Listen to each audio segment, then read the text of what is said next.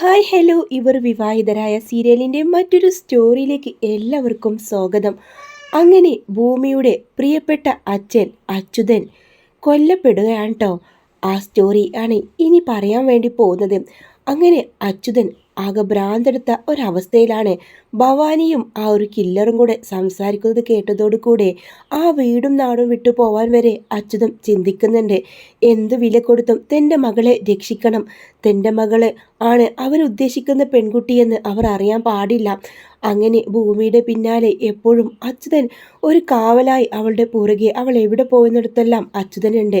അങ്ങനെ പലയിടത്ത് വെച്ച് ഭവാനിയുടെ ഗുണ്ടകളിൽ നിന്ന് ഭൂമിയെ രക്ഷിക്കാനായിട്ട് അച്യുതന് കഴിയുന്നുണ്ട് കേട്ടോ. അങ്ങനെ അച്യുതന് മനസ്സിലാവും ഇതെത്ര കാലം ഇങ്ങനെ മുന്നോട്ട് പോകും. ഈ സമയം ഭൂമിയാണെങ്കിലോ എല്ലാ ബാങ്കുകളിലും തൻ്റെ അച്ഛൻ്റെ ചികിത്സക്കായിട്ടുള്ള പണം കണ്ടെത്താനായിട്ടുള്ള ഓട്ടത്തിലായിരിക്കും. ആരോടും അവൾ ഈ കാര്യം പറയുന്നില്ല. രാത്രിയൊക്കെ കരച്ചിലോടെ നിൽക്കായിരിക്കും. അങ്ങനെയാണിരിക്കെ ആണ് വീണ്ടും അച്യുതൻ്റെ മുന്നിൽ ഭവാനിയും അതിൻ്റെ ഗുണ്ടയും പ്രത്യക്ഷപ്പെടാണ്. ഇനി താന് നോക്കി നിന്നിട്ട് കാര്യമില്ല, തനിക്ക് എന്ത് ചെയ്യാനാവും? അല്ലെങ്കിൽ ഇത്രയും കാലം ഞാൻ അവളെ സംരക്ഷിച്ചു, ഇനി എന്നെക്കൊണ്ട് പറ്റുമോ? ഇല്ല, ഭൂമി എൻ്റെ മകളാണ്. അവർ കൊല്ലാനേൽപ്പിച്ച ആ കുട്ടിയെ ഞാൻ കൊന്നുകളഞ്ഞു. ഇത് പുതിയതാണ്, അത് അഭിരാമി.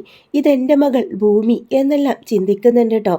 അങ്ങനെ അയാൾക്ക് സ്വയം നിയന്ത്രണം വിട്ട് അയാൾ മദ്യപിച്ചിരിക്കുക. ആ സമയം ഇങ്ങനെ കടയിൽ നിന്ന് വരുന്ന ഭൂമി കേൾക്കുന്നത് അമ്മയുടെ ശബ്ദാട്ടോ. ഇതെന്താ അമ്മ വഴക്ക് പറയുന്നത്? ഇത് പതിവില്ലാത്താണല്ലോ, എന്തിനാ അമ്മ ഇങ്ങനെ ദേഷ്യപ്പെടുന്നതെന്നൊക്കെ ചിന്തിച്ച് ഭൂമി അകത്തേക്ക് പോകുമ്പോൾ കാണുന്ന കാഴ്ച അച്യുതൻ അവിടെ നിന്ന് മദ്യപിക്കാണ്. അത് കണ്ട് ഭൂമി അമ്പരപ്പോട് നിൽക്കാട്ടോ. അങ്ങനെ അവളാണെങ്കിൽ അമ്മയ്ക്കരികിലേക്ക് വന്ന്, കണ്ട ഭൂമി, നിന്റെ അച്ഛന് കുടിയും തുടങ്ങി, ഇത് ഞങ്ങൾക്ക് എന്തിൻ്റെ കേടാ? ആ സമയം ഭൂമിയുടെ മനസ്സിൽ ആകപ്പാട് ഭയപ്പെടണേ. ഇനിയിപ്പോൾ അച്ഛൻ അസുഖത്തെക്കുറിച്ച് വല്ലതും അറിഞ്ഞോ എന്നൊരു തോന്നൽ അവളുടെ ഉള്ളിലുണ്ട്. അങ്ങനെ അവൾ അകത്തേക്ക് കയറിയതും അമ്മയുടെ ശബ്ദം കേട്ട് അവൾ ചോദിക്കുക, എന്തിനാ അമ്മ ഇങ്ങനെ ദേഷ്യപ്പെടുന്നത്? ഇത്രയും ദിവസങ്ങളൊന്നും ഇവിടെ ഈ ഇത് പതിവില്ലല്ലോ. എന്തിനാ അമ്മ? ദാ നോക്ക്, നിന്റെ അച്ഛൻ ചെയ്തത് കണ്ടോ? പിന്നെ എങ്ങനെ ദേഷ്യപ്പെടാതിരിക്കും? അച്ഛൻ അവിടെ ഇരുന്ന് മദ്യപിക്കുന്ന കണ്ടതും ഭൂമി നെട്ടലോടെ അയാൾക്കരികിലേക്ക് വരാം. അച്ഛ, എന്താ ഇത്? എന്താ ഈ ചെയ്യുന്നത്? പിന്നെ ഞാൻ എന്ത് ചെയ്യണം? നിന്റെ അമ്മയുടെ സംസാരം കേട്ട് ഇവിടെ ഇങ്ങനെ ഇരിക്കണം? ഞാൻ ഇനിയും മദ്യപിക്കും, ഇനിയും ചെയ്യും. ഈ അച്യുതന് ജീവിക്കാനേ ആഗ്രഹമില്ല എന്നെല്ലാം പറഞ്ഞുകൊണ്ട് തന്നെ അച്യുതൻ ആ കള്ള് കുപ്പി എടുത്തുകൊണ്ട് എറിഞ്ഞ് പൊട്ടിക്കാൻ കേട്ടോ. അങ്ങനെ അച്യുതൻ അവിടെ നിന്ന് ഇറങ്ങി പോവാം. അപ്പോൾ അയൽപക്കത്തുള്ള ആളുകളൊക്കെ അവരിങ്ങനെ നിരീക്ഷിക്കുന്നുണ്ട്. അച്യുതേട്ടന് ഇത് ഇങ്ങനൊരു സ്വഭാവം ഇല്ലാത്തതാണല്ലോ, ഇതെന്ത് പറ്റി എന്നെല്ലാം കരുതാട്ടോ. അങ്ങനെ പോകുന്നിടത്തെല്ലാം ഈ കില്ലറിനെ കാണുമ്പോഴെല്ലാം അച്യുതൻ്റെ മനസ്സ് പെടപെടക്കുന്നുണ്ട്. അങ്ങനെ അച്യുതൻ പിറ്റേ ദിവസം ഇതേ ഒരു ആവർത്തനം ആവർത്തിക്കുന്നതിന് മദ്യപിച്ച് വരികയും ഭാര്യയുടെ കഴുത്തിലെ താലി പൊട്ടിക്കുകയൊക്കെ ചെയ്യാൻ കേട്ടോ. അതോടുകൂടെ എല്ലാവരും ആ വീട്ടിലെ ഒരു ബഹളാക്കി തന്നെ. എന്താ ഇത്, ഇവർ ഈ സ്ഥിരമായിട്ട് ഇപ്പോൾ ബഹളം തുടങ്ങിയല്ലോ, ഭാര്യയും ഭർത്തയും കൂടെ വഴക്കോ? ഇത്രയും കാലത്തിൽ ഇങ്ങനൊരു ഒരു കാര്യം ഇവിടെ സംഭവിച്ചിട്ടില്ലല്ലോ എന്നെല്ലാം അയൽക്കാർ പറയുന്നുണ്ട്. അങ്ങനെ പിറ്റേ ദിവസം അച്യുതൻ ഇങ്ങനെ പോകുമ്പോൾ പോലീസ് സ്റ്റേഷനിൻ്റെ അവിടെ ഇങ്ങനെ ഭൂമിയുടെ ചെറുപ്പത്തിലെ ഫോട്ടോയും അമ്മയുടെയും ഫോട്ടോയും കാണുവാനില്ല. 22 വർഷങ്ങൾക്ക് മുമ്പ് കാണാതായതാണ്.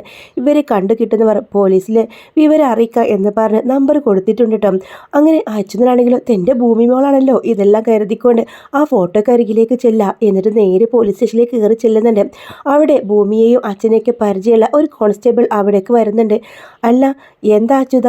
അല്ല, ഭൂമിയുടെ ഫോട്ടോ എന്തിനാ കാണാനില്ലെന്ന് പറഞ്ഞ് അവിടെ പതിച്ചിരിക്കുന്നത്? ഓ, ഭൂമിയോ?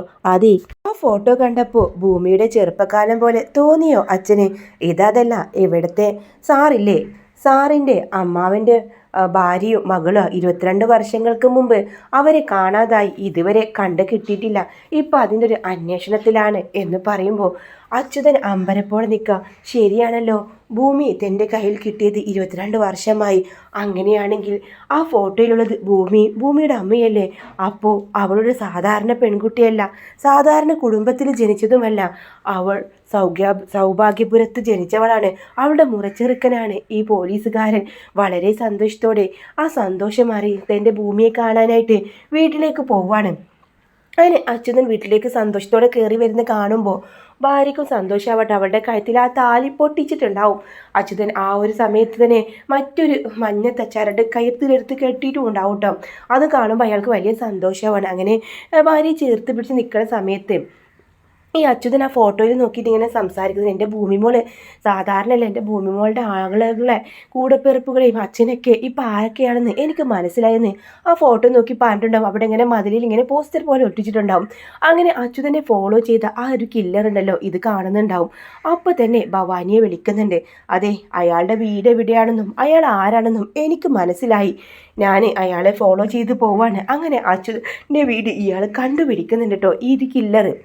അങ്ങനെ ഭവാനിയോട് പറയും, ഒരു കാര്യം ഉറപ്പായി, ആ ഭൂമി എന്ന അയാളുടെ അയാളെ മകള് അല്ല, അന്ന് ഭവാനി ഏൽപ്പിച്ചിട്ടുള്ള ആ മേട ഏൽപ്പിച്ചിട്ടുള്ള ആ ആൾ തന്നെയാണ് എന്ന് പറയുന്നുണ്ട്. അങ്ങനെ അച്യുതനെ ഭൂമിയെക്കുറിച്ചുള്ള അറിഞ്ഞില്ല, ഭൂമിയുടെ കുടുംബക്കാരാരൊക്കെയാണെന്നും ഭൂമി ആരാണ് യഥാർത്ഥത്തിൽ എന്നൊക്കെ മനസ്സിലാക്കി ആ സന്തോഷത്തിലാണ് അച്യുതൻ വീട്ടിലേക്ക് വരുന്നത്. ആ സമയത്ത് വീട്ടിൽ കയറിയതും ഒരു ഗുണ്ട അവരുടെ പുറകെ കയറാട്ടോ, മാസ്ക് എല്ലാം ധരിച്ചുകൊണ്ട് കരവാതിലെല്ലാം അടക്കുന്നുണ്ട്. അപ്പോൾ അവർ രണ്ടുപേരും ഈ അച്യുതനും ഭാര്യയും ഇങ്ങനെ ആകെ ഭയക്കുന്നുണ്ട്. ഭൂമിയാണെങ്കിലും അവിടെ ഉണ്ടാവില്ല, ഈ സമയം ഭൂമി കടയിലായിരിക്കും. അങ്ങനെ ഇവിടെ വല്ലാതെ ബഹളം നടക്കട്ടോ. അപ്പോൾ അവർ ഈ ഗുണ്ടയെ കണ്ടതും ഇവർ രണ്ടുപേരും ആകെ ഭയന്ന് ആരാ എന്താന്നൊക്കെ ചോദിക്കുന്നുണ്ട്. എന്നാൽ അച്യുതനെ അവിടെ പിടിച്ച് കെട്ടിയിടുകയാണ് ആ തൂണിൽ. ആ സമയം തന്നെ ആ ഭാര്യ ഇങ്ങനെ ആ ഭൂമിയുടെ അമ്മ ഇങ്ങനെ തടയാൻ ശ്രമിക്കുന്നുണ്ട്. അപ്പോൾ വെടിവലിയൊക്കെ നടക്കുന്ന സമയത്ത് കഥകളൊക്കെ അടച്ചുകൊണ്ട് പുറത്തുള്ള അയൽപക്കത്തുകാർക്കൊക്കെ ശബ്ദം മാത്രമേ കേൾക്കുന്നുള്ളൂ. അവർക്ക് ഇതിനു മുമ്പേ അച്യുതൻ ഈ വീട്ടിൽ പ്രശ്നം ഉണ്ടാക്കിയതുകൊണ്ട് ഭാര്യയും ഭർത്താവും പ്രശ്നം ഉണ്ടാക്കുകയാണെന്നാണ് അവർ കരുതുന്നത്. ഭൂമിയെ വിളിച്ച് പെട്ടെന്ന് വിവരം പറ. അങ്ങനെ ഭൂമി പോലീസ് സ്റ്റേഷനിൽ ഇങ്ങനെ സംസാരിക്കായിരിക്കും. പോലീസ് സ്റ്റേഷനിൽ ഇങ്ങനെ അജിയോടൊക്കെ സംസാരിക്കാനാണ് കോള് വരുന്നത്.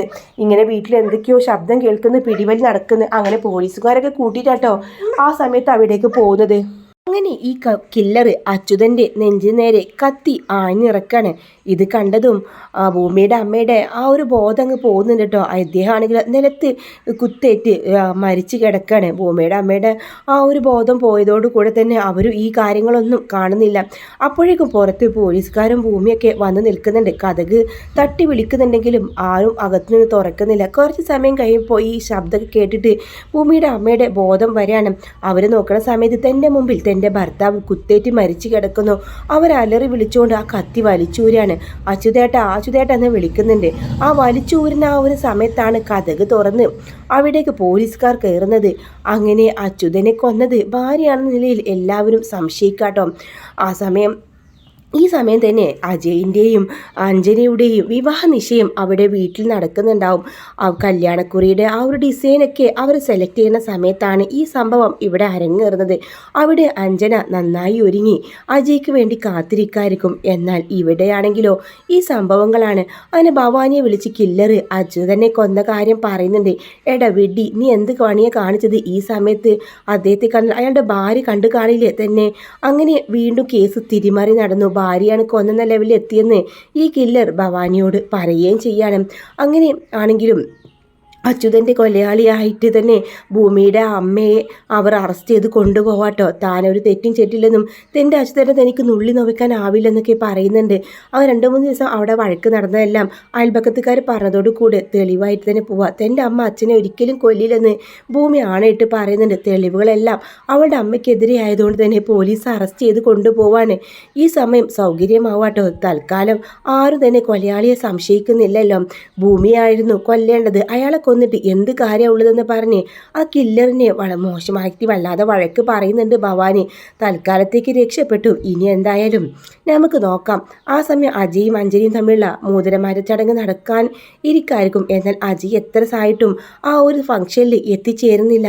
അപ്പം അജയും എവിടെയാണെന്ന് നോക്കുമ്പോൾ ഈ അച്യുതൻ്റെ ആ ഒരു ഇതൊക്കെ തീ കൊളുത്തുന്ന ഭൂമിയുടെ കൂടെയൊക്കെ നിൽക്കുന്നത് അജിയാണ് കേട്ടോ. ആ ഒരു രംഗം ഭവാനി ഫോണിൽ അഞ്ജനയ്ക്ക് കാണിച്ചു കൊടുക്കുകയാണ്.